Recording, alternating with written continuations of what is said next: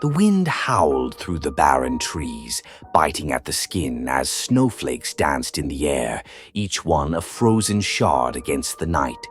The isolated cabin stood like a dark silhouette against the black expanse of the forest, its lone light flickering from the window, casting long shadows that seemed to stretch into the endless dark.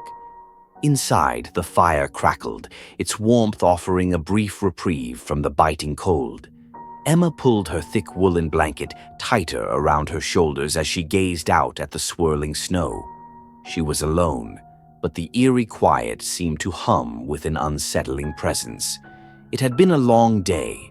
She had driven up to the cabin for some peace, hoping the winter solitude would bring clarity.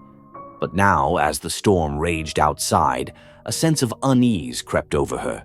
She didn't know if it was the storm itself or something deeper, something intangible, gnawing at her nerves. Her eyes shifted to the old wooden door, the only way in and out of the cabin, but she had locked it hours ago. A soft creak echoed from the far corner of the room. She stiffened, her breath catching in her throat. For a moment she thought it was the wind, the old cabin settling with the storm. But then there was another creak, this one louder, followed by a low groan. Emma's heart pounded in her chest, the hairs on the back of her neck rising. Her eyes darted to the window, half expecting to see a figure standing in the snow. But the night remained pitch black, the only light coming from the feeble glow of the fireplace. She tried to shake the feeling, rationalizing that it was just the house, just the wind. But the sounds didn't stop. They came in waves now, creaks and groans, slow and deliberate, almost as though something was moving through the walls. Her eyes flicked nervously to the door again, then to the windows. The wind was fierce outside, but the sounds within the cabin felt too intentional, too purposeful. Emma stood up, her knees slightly unsteady as she made her way toward the kitchen. The air in the room felt heavier now, colder somehow. She took a deep breath, forcing herself to focus. The kitchen was dimly lit, a single light bulb hanging above the small table, casting long shadows that seemed to sway in the dim light. The sound of her own breathing filled the space as she checked the windows, locked. She moved to the back door, the same result. Nothing was out of place, but something was wrong. Suddenly, the silence was broken by a soft knock at the front door. Emma froze. The sound was faint, almost tentative, as though whoever was outside didn't quite have the courage to knock harder. Her pulse quickened. Who would be out there in the middle of a storm like this? The rational part of her mind screamed that it was probably just a lost traveler or someone seeking shelter. But another part, the part that felt the cold air in her bones, told her that something wasn't right. The knock came again, louder this time. Without thinking, she moved toward the door, her hand hovering over the handle, her mind racing with possibilities. The world outside was a blur of snow, the dark shapes of trees bending in the wind.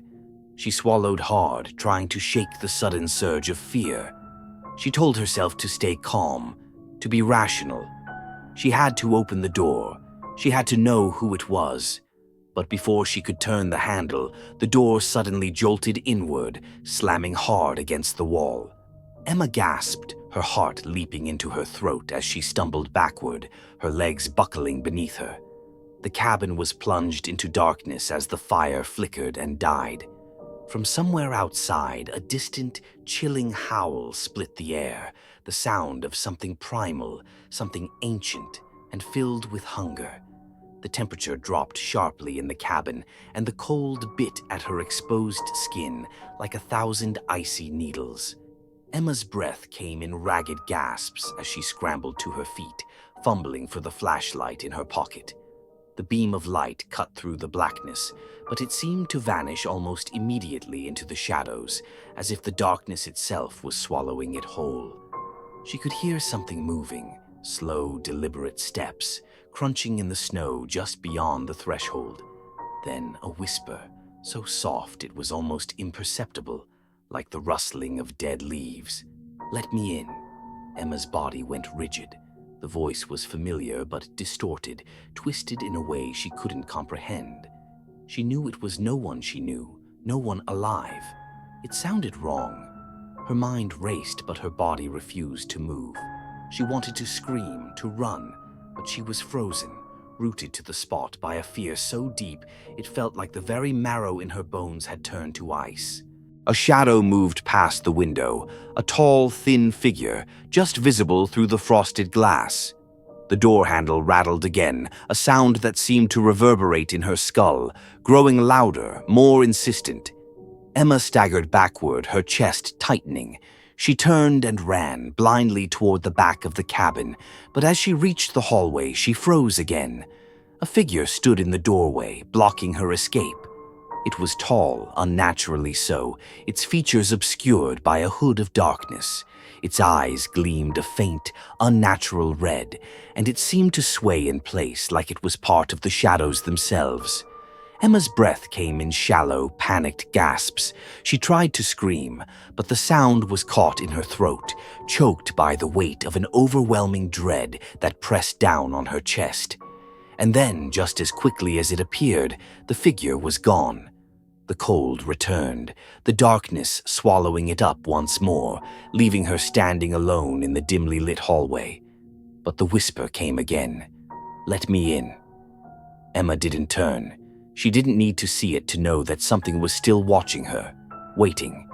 And she knew, just knew, that she would never leave the cabin. Not now, not ever.